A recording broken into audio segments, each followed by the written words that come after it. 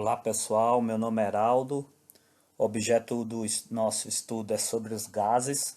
Vamos falar sobre esta fase de elementos que se encontram na natureza, sabendo que temos que elencar também a nossa percepção e o conhecimento na gerência da empresa, as considerações na logística e o manuseio com segurança desses gases. Os gases eles são presentes em várias fases da natureza, dentre uma delas é no próprio ar atmosférico, em que sabemos que existem empresas especializadas para a extração, para sequestro desses gases no ar atmosférico, como o oxigênio, o argônio, né, entre outros gases que se encontram na natureza. Sabendo que esses gases eles podem ser transformados tanto em estado sólido, quanto líquido, quanto gasoso. O volume e a forma vai variar, porque no estado sólido nós temos o volume e forma definida. No estado líquido nós temos o volume, mas a forma indefinida. E no estado gasoso, tanto o volume quanto a forma são indefinidas, já que os gases são pequenas partículas que estão bem separadas umas das outras. Essas empresas elas fazem a extração dos gases e depois acondicionam em tanques, né, ou por via de gasodutos. Mas nesse caso aqui eu peguei um exemplo de um tanque que é armazenado para transporte logístico até as empresas. Os gases ele tem uma propriedade muito interessante que é tanto a expansibilidade como a compressibilidade. E diz respeito à compressibilidade, esses gases eles são pressionados, né, ou pressurizados em tanques ou cilindros. São dessa forma acondicionados para que possam então serem transportados até as indústrias em vasos cilíndricos, reservatórios, e chegam ao ponto de tanta compressão que são dados que eles se tornam em estado líquido. Tudo isso normalizado pela NR13. E falando bem propriamente ainda sobre a compressibilidade, os gases comprimidos eles chegam ao estado líquido para uso na fabricação de produtos. Aqui nós temos um exemplo de dois tanques, é o tanque de CO2 e o tanque de argônio. Esses gases eles são utilizados no processo de soldagem MIG-MAG, né?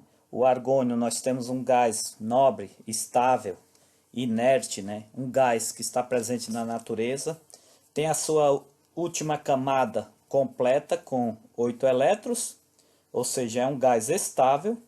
Ele é um gás que tem a principal finalidade no processo de soldagem nesta empresa, que é a estabilização do arco elétrico de soldagem, justamente pelo fato desse gás não interagir com outros elementos, como o exemplo o oxigênio presente no ar atmosférico, e ele é utilizado como proteção na poça de fusão no processo de soldagem.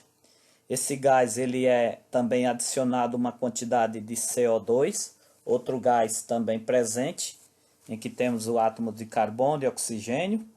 Esse gás CO2 ele é ativo e ele também tem uma função no processo de soldagem, que é justamente a qual o argônio não pode executar, que é o processo de atividade, né? Auxílio na penetração, em que tem o metal de adição juntamente com o metal base, ou seja, o CO2, pelo fato dele interagir com outros elementos, ele auxilia na penetração da solda.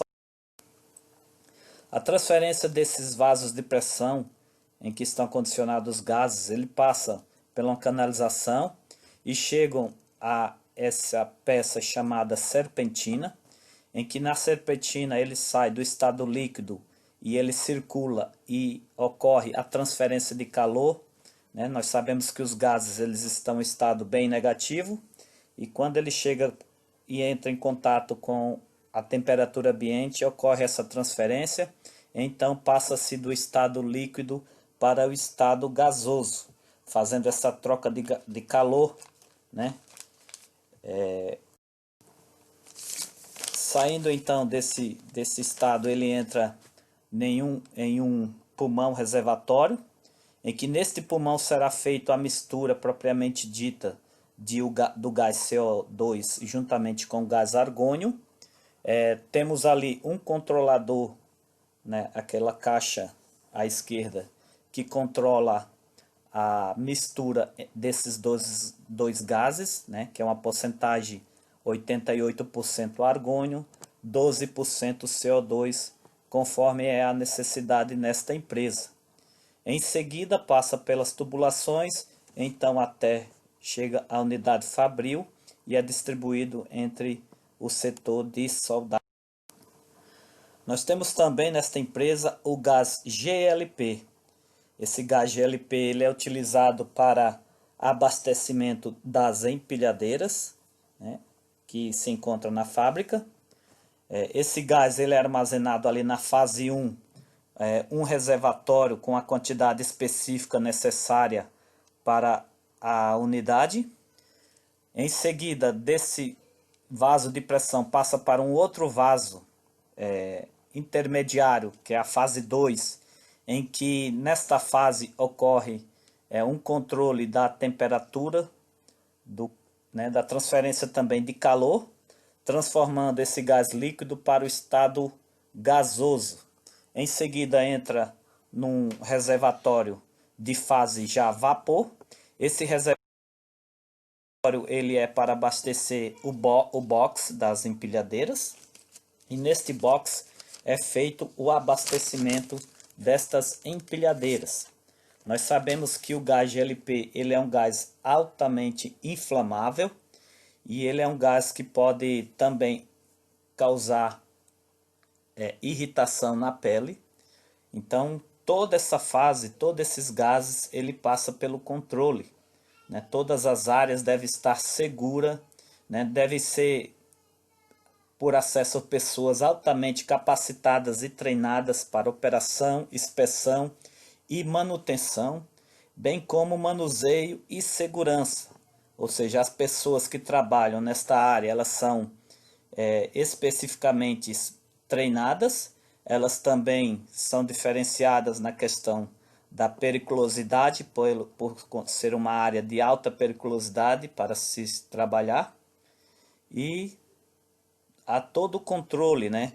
E nós sabemos que no Brasil a principal norma que deve todas as empresas seguir e garantir a segurança dos vasos de pressão é a NR13, que é a norma regulamentadora do Ministério do Trabalho, que trata sobre caldeiras, vasos de pressão, né? Ela também caracteriza os riscos de graves e eminentes, classificando esses riscos de 1 a 5, sabendo que 1 é para mais grave e 5 para menos grave.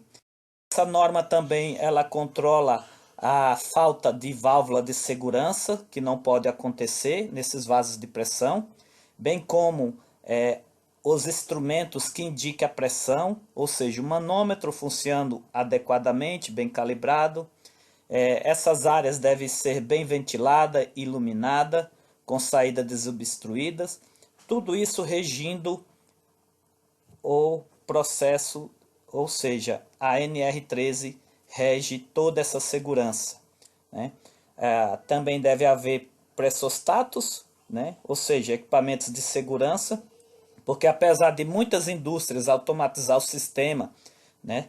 Algumas empresas têm o sistema automatizado, algumas ainda é necessário que o operador esteja exposto e identificando esses manômetros e monitorando eles conforme a necessidade.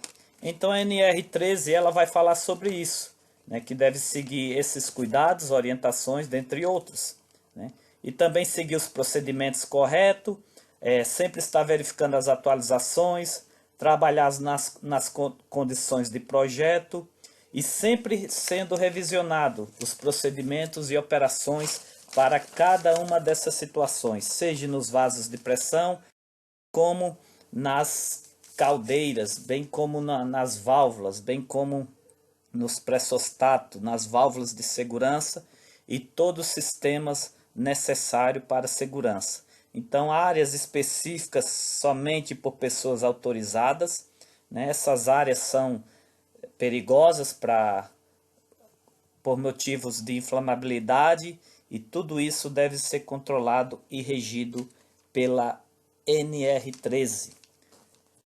Então, pessoal, eu agradeço, essa foi a minha apresentação. Desejo a todos também uma boa sorte.